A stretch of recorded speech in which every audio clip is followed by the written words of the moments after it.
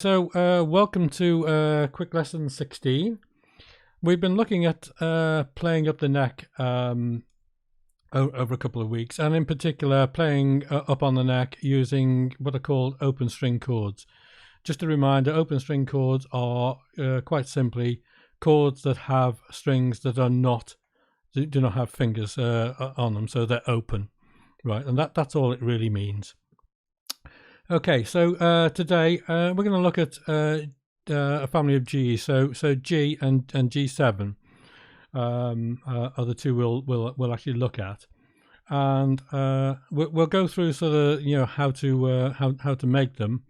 A couple of variations certainly for G7, and most importantly though, it's not so much really about sort of being able to on a one-off play the chords up the neck.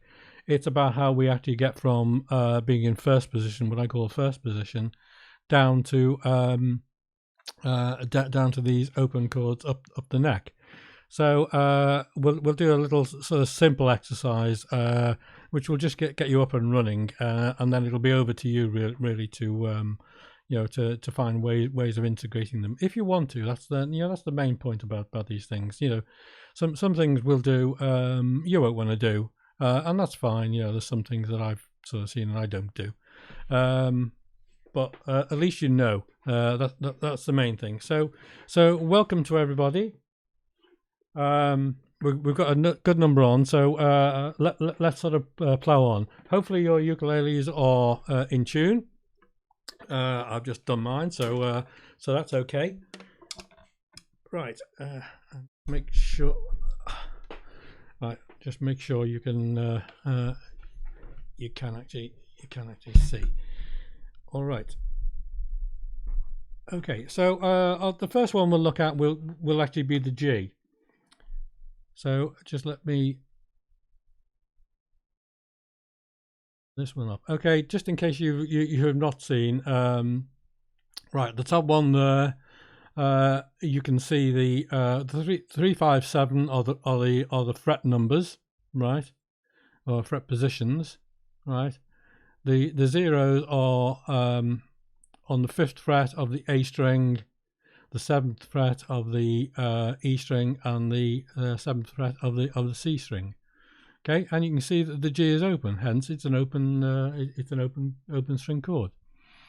All right, and what we're going to do is remember I sort of suggested that instead of using our third finger for the C, we use our first finger.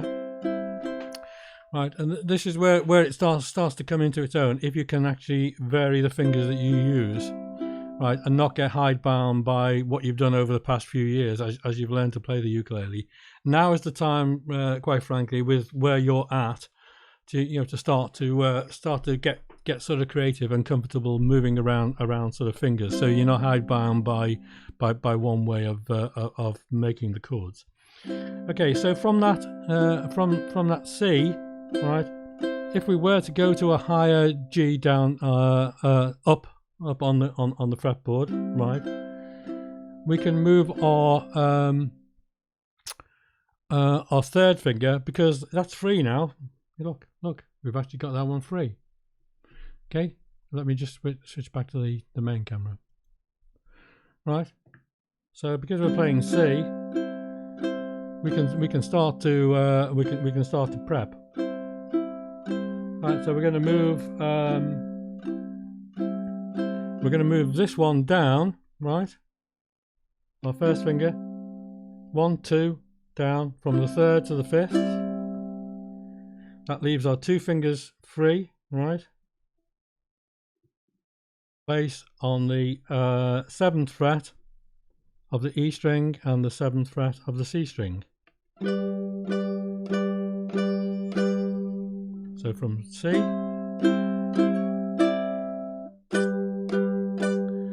And what you will notice, as you're sliding down, you're playing a C chord. So it doesn't really matter. You haven't got to go rapidly and suddenly get your fingers on. The sound will be interesting at any rate, because you're going progressively through it from the C to the G.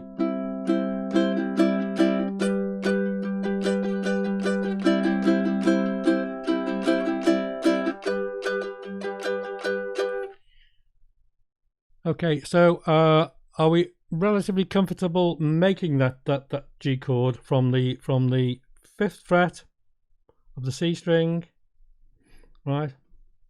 Our 2nd finger on the C string at the 7th fret, and then our 3rd finger just below it, right? Bit of a squeeze on the E string. All right, now we've got a G chord up on the neck.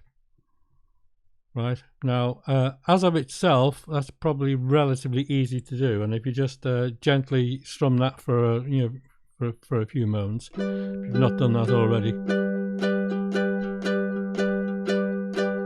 just really hear that sound. I mean, it sounds not like this, but it is a G, and we'll demonstrate that later on. Okay, so if we can do that one, right, what we're going to do is just very quickly go from the C, our normal C, but we're using our 1st finger, right, and we want to slide that down 2 frets and ready for these 2 fingers to go on. Okay, right, I'm going to give you a count of 4 gently, and play 4 on the C, 4 on the C again, right, so 2 lots of 4. Then we're going to slide, right, and put your new G on, and don't worry about if it takes a little second or so to get your fingers down. It doesn't matter, you'll find that the sound is interesting anyway. Okay, and we're going to do that for 2 lots of 4 as well. So 1 2 3 4, 1 2 3 4 on the C, slide down, 1 2 3 4, 1 2 3 4 on the G. All right, and then what I want you to do is to 1 2 3 4, right, back on our 1st C. Okay, and then we'll repeat that round. So let me demonstrate.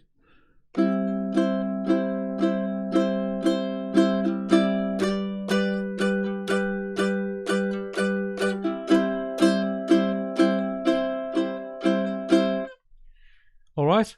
Okay. So on my count, it's an exercise, and these are the exercises you need to build in to be able to get comfortable moving around. That's all I'm simply demonstrating at the moment. Okay. So on my count of 4, 1 2 3 4.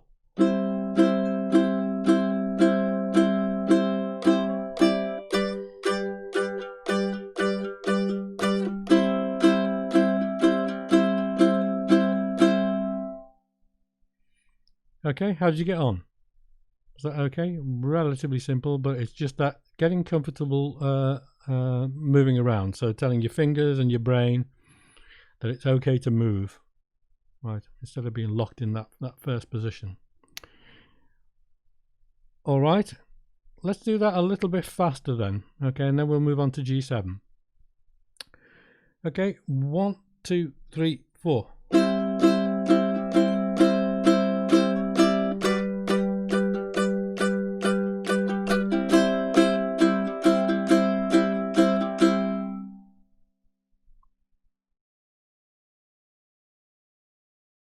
All right.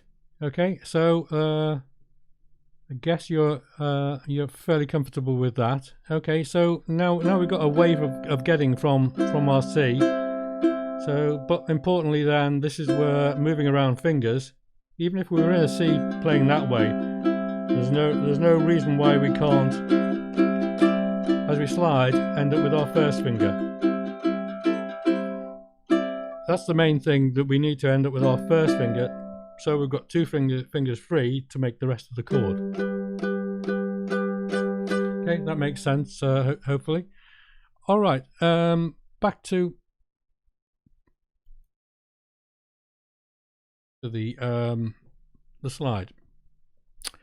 Right, for a G7, now there's a couple of options on G7. So currently, you might get a G7 progression. Yeah, that's not uncommon to actually get that. Okay, so you can see from here we're going to use our 3rd finger, okay, on the 8th fret of the A string, right, and then our first finger on the 7th fret of the C string, and drop our second finger underneath it, okay, on the E string at the 7th fret.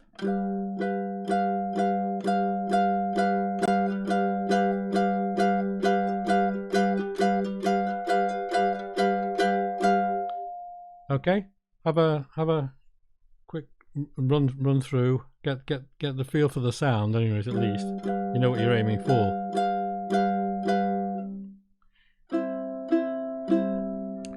Now if we're on our this is the first option, which is the one that I've put up there, right? So from a C, first finger, let me go back, right, C, first finger, right, we can use our 3rd finger to go to the 8th fret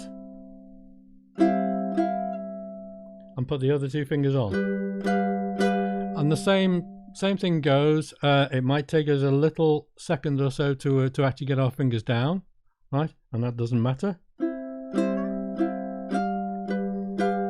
We just get an interesting wobble, you know, before we hit the chord. This is the beauty of the ukulele, because of the way it's tuned, right? You're not playing a bum chord at all. That's a chord, right?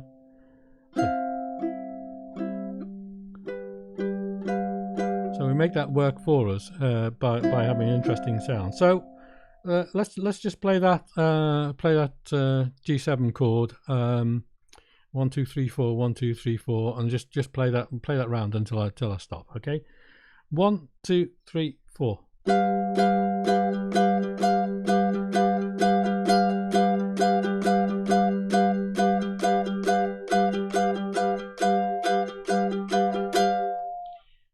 All right. Okay. So let's now go from the C, as we did with the C and the G. Right, from the C. That same rotation of 4 4, move to G7 G7, back to C C. Okay. So there's 2 4 counts of on each of them. Okay. From the C. 1 2 3 4. 1 2 3 4. 1 2 3 4.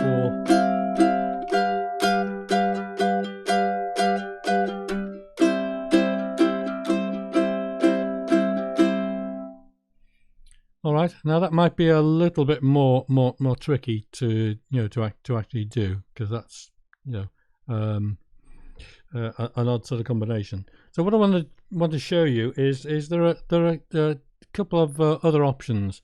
Typically, we might be from a G going to a G7. If you're comfortable now using your pinky, right, all you need to do is keep that G shape on, right, and drop your pinky onto the A string at the 8th fret.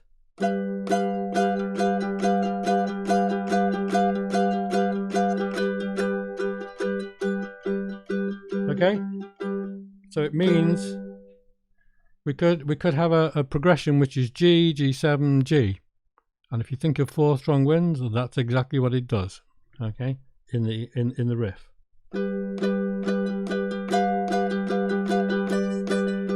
So if it was, we could very easily get from a G to a G7 with just a simple use of our pinky. Keep the G shape on. Okay, just along with me now. 1 2 3 4 1 2 3 4 on the G. 1 2 3 4 1 2 3 4 on the G7, using your pinky. If you're okay with that, if you're not, then obviously just stick with the other pattern. Okay, 1 2 3 4. 1 2 3 4. 1 2 3 4. 1 2.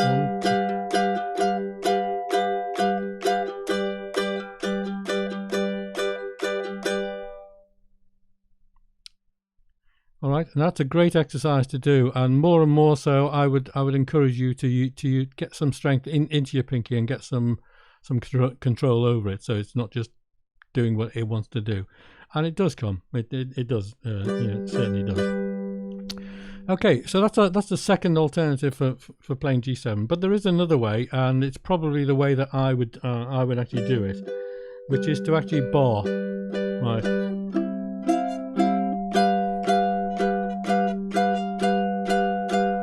So you're laying your first finger across the A, the E, and the C, but not the G. Right. We're not touching the G. And then my third finger is on the 8th fret of the A. It could actually be my second finger, whichever you're comfortable with is fine. So from G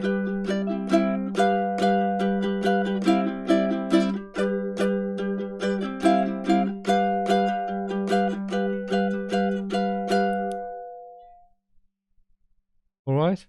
Okay, so you've got sort of 3 alternative ways of, and it's just working out which is best for you, right? I'm not going to be prescriptive and say you're going to do it this way. It's actually what works for you.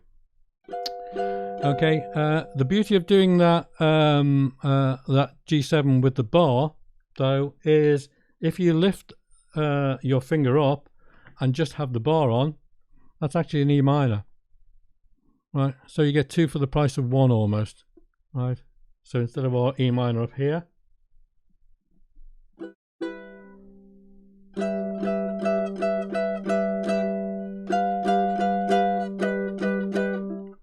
okay, we get an E minor, you know, 2 for the price of 1 almost. Okay, so what I want to do now to as we sort of round off,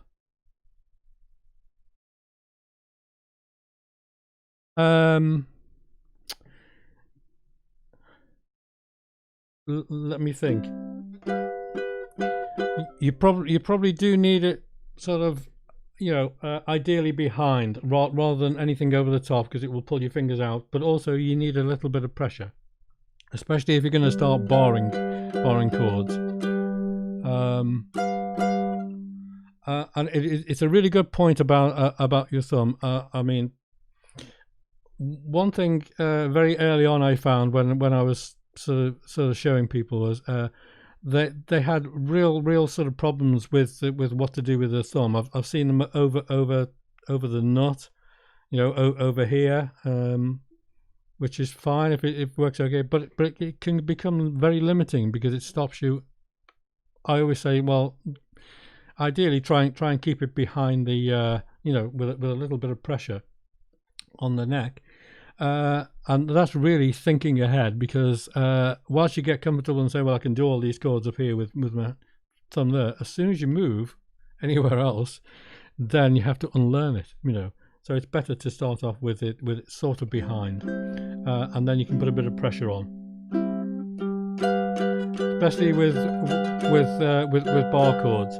And I always find that I don't directly have it right behind. I have it sort of angled off. You know, I'm not sure how. Okay, so angled, almost sort of pointing slightly up towards the nut, and that seems to help.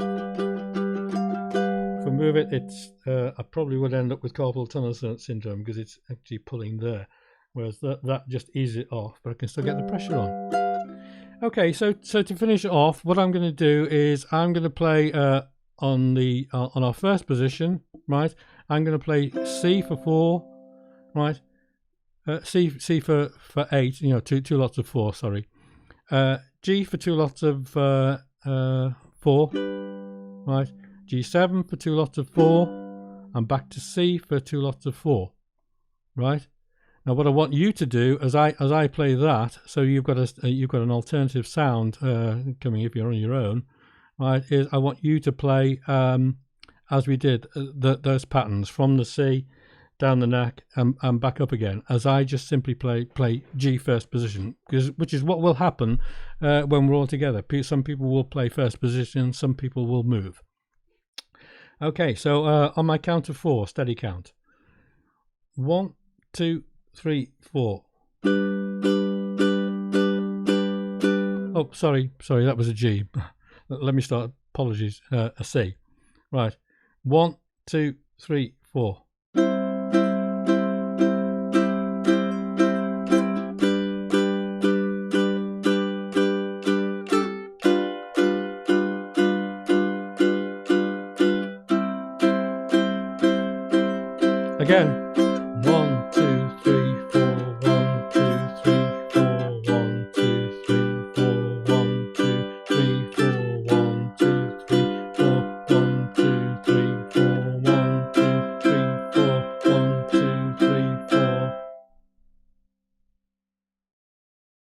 right? And hopefully, if you're able to have a go then of moving down, right, to a steady sort of count.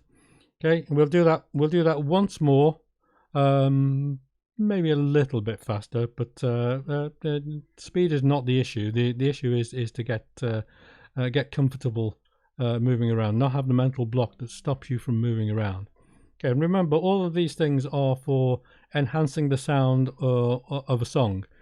They're not like, well, we'll do this because I can do it. It's because the song will benefit from it. Okay, on my count of 4, right, that same pattern again, but you play down the neck. I'll play the first position chords. Okay, 1, 2, 3, 4.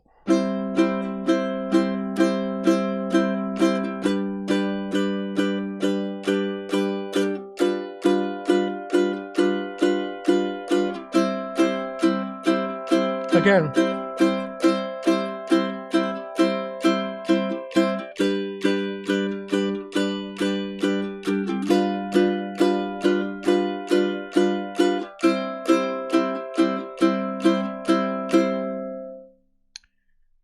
All right, so how did you get on? Okay, now the exercises, and the reason why I've demonstrated that is that's what you need to do. You need to do exercises to actually learn how to do it, rather than just learning, well, that's what it is. I can do that, or I can do that, or I can do that. It's building into a song and into your playing. That's the important thing, and that's only ever going to come by doing exercises. This practice thing. All right, so thank you once again for tuning in. I'm going to start up the countdown again for those of us who are coming on and joining soon. So I will see you in a moment or two, and we'll have a sesh. Cheers.